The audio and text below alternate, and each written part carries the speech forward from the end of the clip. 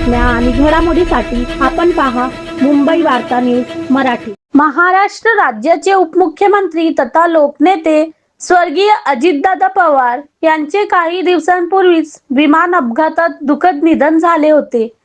त्यांच्या कार्याला व नेतृत्वाला अभिवादन करण्यासाठी अंबरनाथ शहरातील सर्वपक्षीय शोकसभेचे आयोजन करण्यात आले होते। ही शोकसभा अंबरनाथ पूर्वेकडील रोटरी क्लब सभागृह या ठिकाणी पार पडली। या सभेचे आयोजन राष्ट्रवादी काँग्रेस पक्षाचे अंबरनाथ शहराध्यक्ष तथा उपनगराध्यक्ष सदाशिव मामा पाटील व जिल्हाध्यक्ष किशनराव तारमळे यांनी केले होते।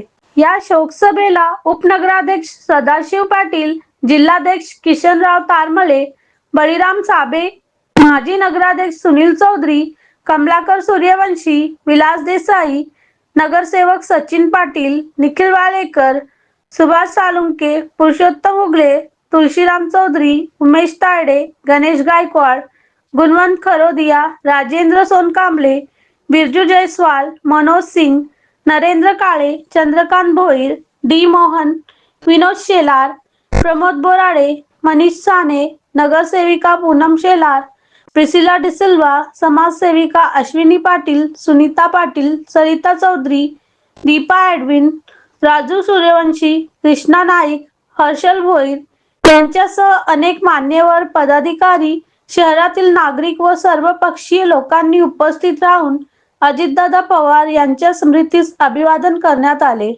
मुंबई वार्ता प्रतिनिधी, अंबरनाथ।